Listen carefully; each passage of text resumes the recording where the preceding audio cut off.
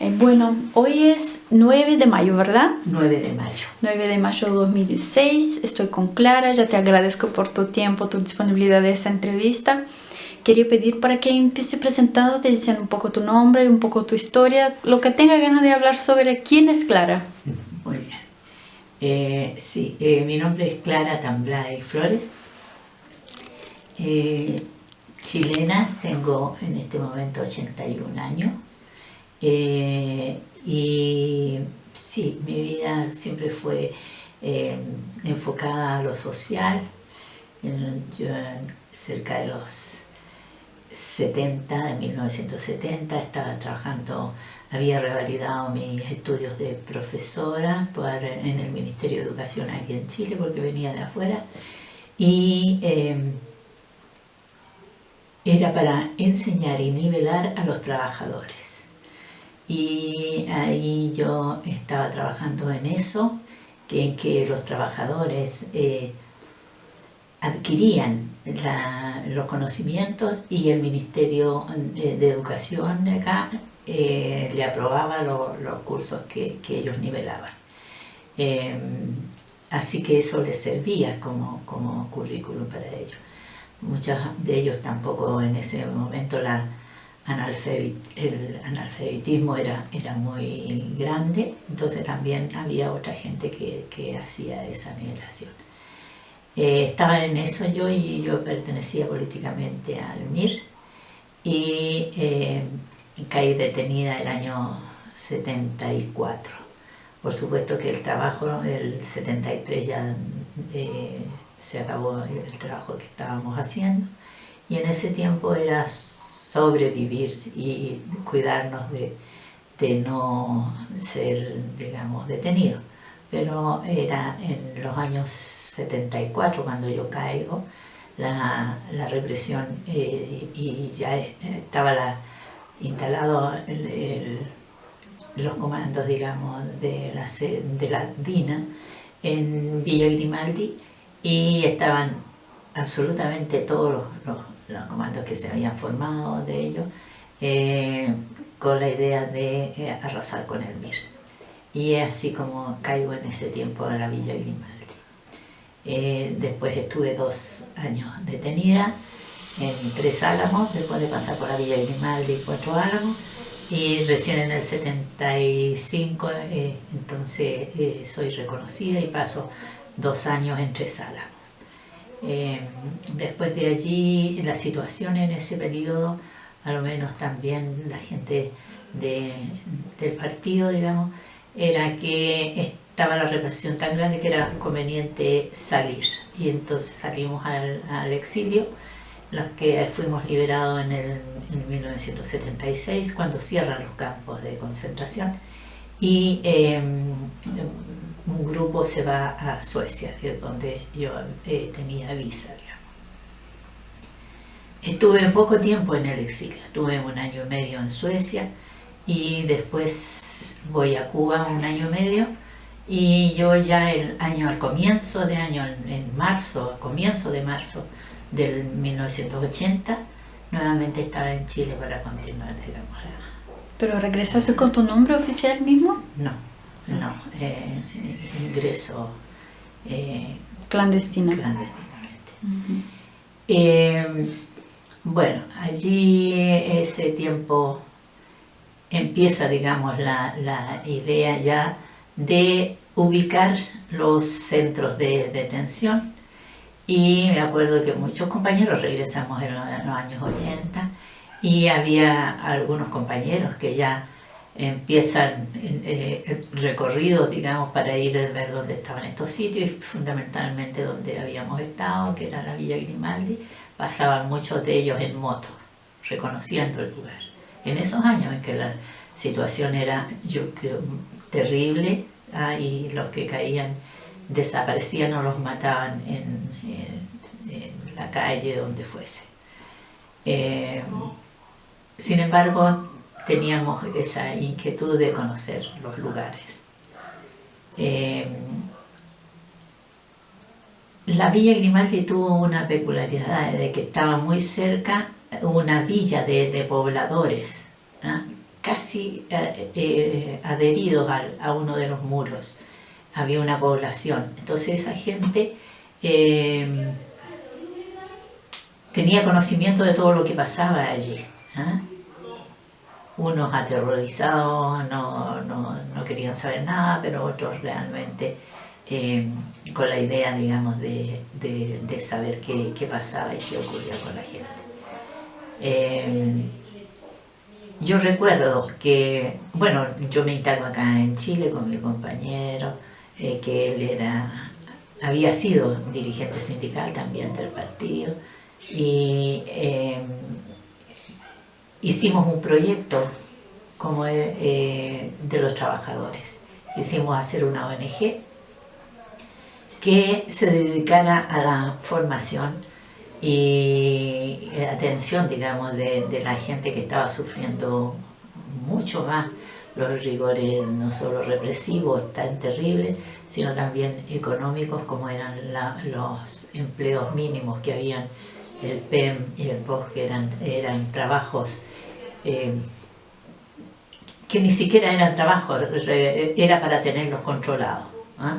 Y los llevaban a una plaza, 20, 30 trabajadores, a picar la tierra, después la volvían a hacer en otro lado, ahí mismo. Eran trabajos que no eran con un objetivo de crear algo, sino de tener controlado a la gente.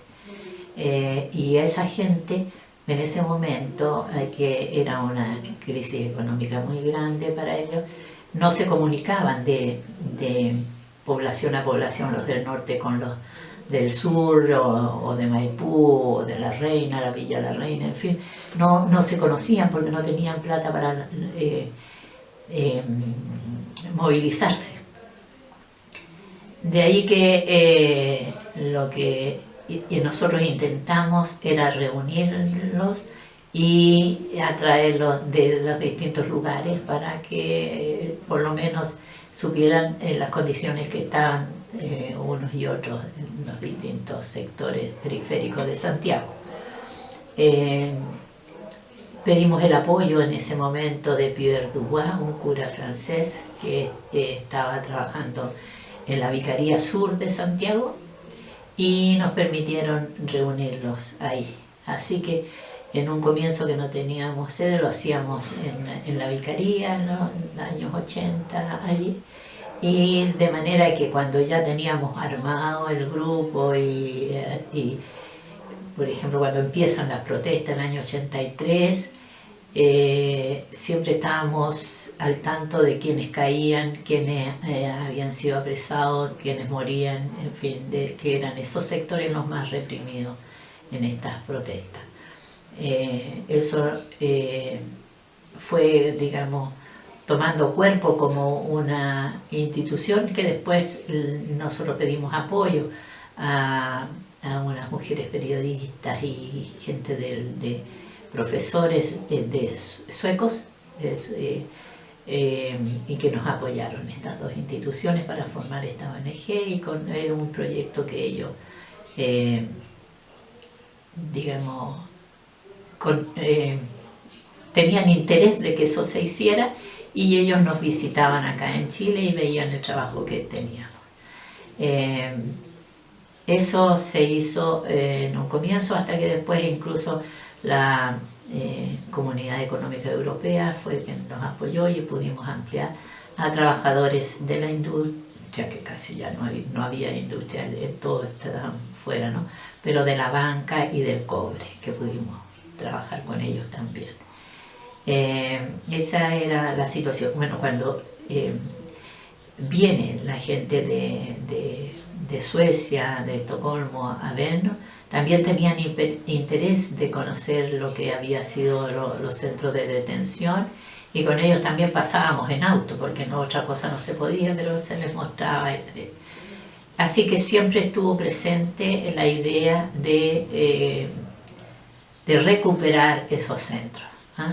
Como te digo, la ayuda extranjera, la ayuda de los vecinos y de la gente que venía llegando del exilio, y la gente que estaba acá, era una cosa como común, digamos, del deseo de recuperación. hasta que cuando entramos a la villa, es ya llegado a los 90, 92 por ahí, 91, 92 no recuerdo, en que nos acompaña Laura, la diputada, claro, y saltamos la reja y nos entramos a la villa, un grupo que había ido con ella. Y esto es por el aviso también que dan los vecinos de que había una retroexcavadora que estaba sacando todos los vestigios de lo que había sido la villa. Eso fue una denuncia que un vecino hizo a un periódico, ¿verdad? Sí, sí, sí. Ya en 89. Por ahí, claro, claro que están. Entonces ahí es cuando se inicia, digamos, el proceso democrático, es que con la ayuda de los diputados que habían salido y que eran sensibles a este tema, se pidió que por lo menos detuvieran y sacaran de allí la destrucción que estaban haciendo. Se detiene y se empieza el proceso de recuperación en que ahí después interviene el Ministerio de Vivienda bueno, ahí empieza, lo da, ¿no es cierto?, por 50 años la administración de esto a una corporación que debía formarse. Y ahí formamos la corporación con gente que interesada, ¿no es cierto?, en la recuperación de estos sitios de memoria, más la gente que había estado ahí, ex detenida, ¿no es cierto?, y que nos llamábamos sobrevivientes de la villa.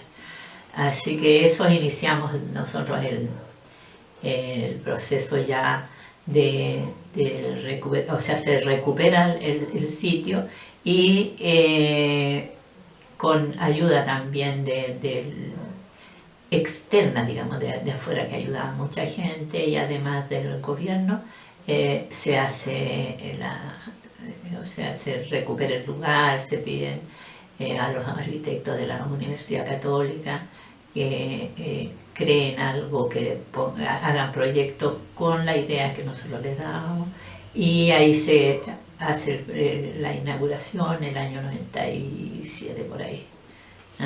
Claro, en 94 se abre como la primera vez al público general, ¿no?, para claro, ingresar.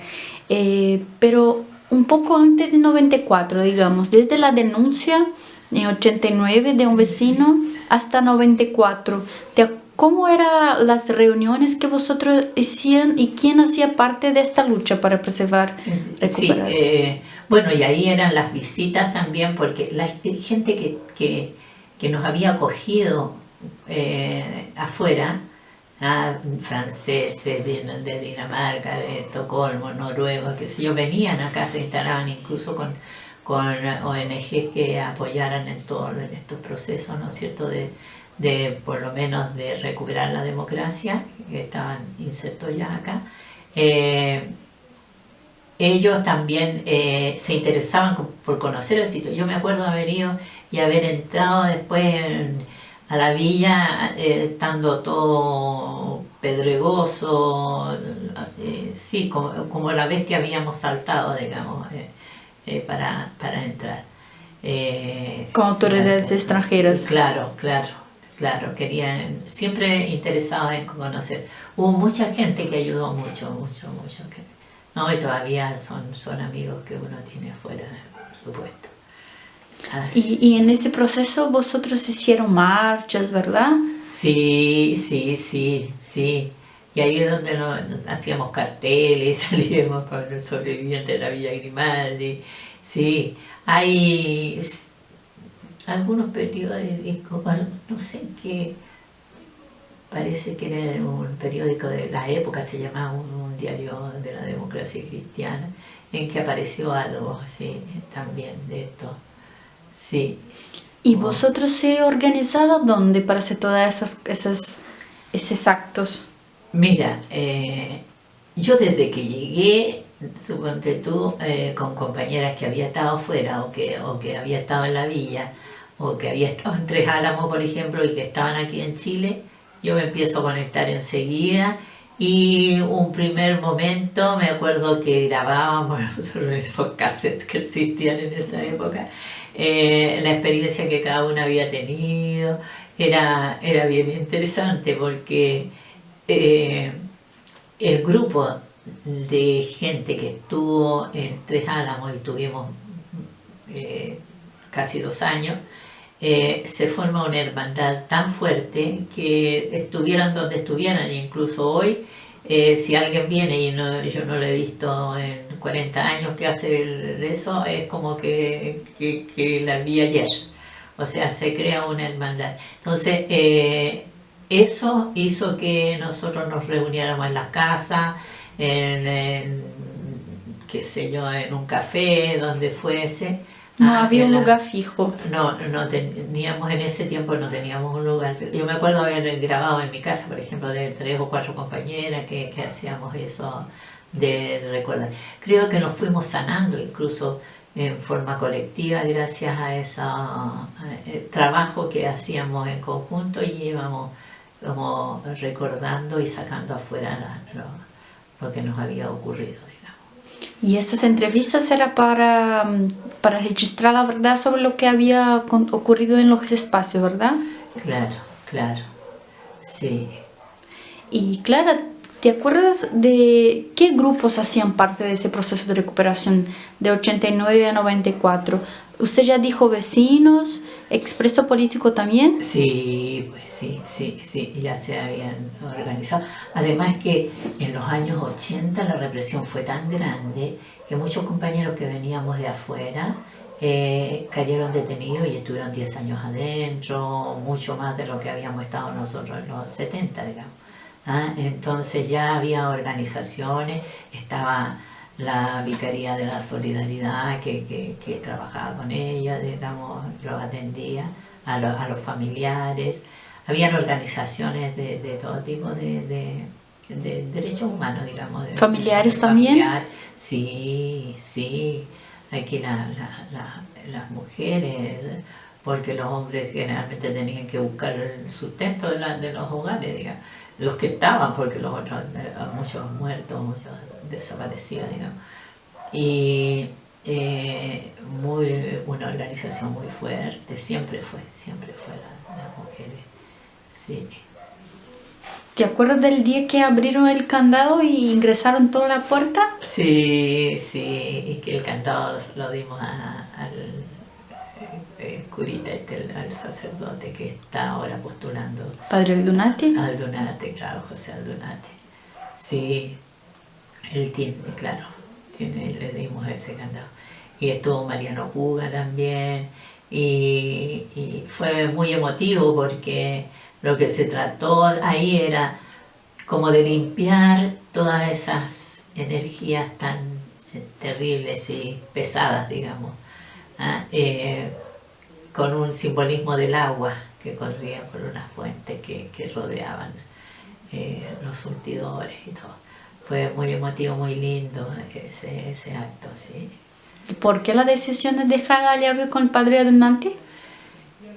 Era que esto nunca más se iba a abrir de nuevo en ese portón donde uno entraba, pisaba esa piedrecilla que había y que lo tiraba para adentro a golpes y todo, que esa puerta quedara cerrada para siempre, y así como se inaugura otra entrada para la gente. Desde una mirada, una perspectiva muy personal tuya, Sí. sé que tú estuviste siempre en la lucha por la democracia, por los derechos humanos, ¿no? ¿Por qué cuando vuelves del exilio te parece importante recuperar la Villa Grimaldi? ¿Por qué te metes ahí en ese tema de recuperar la villa? A ver, yo creo que el testimonio que hay allí y el símbolo que eso muestra, ¿no es cierto?, la Villa Grimaldi, yo creo que debe conocerlo todas las generaciones que vengan.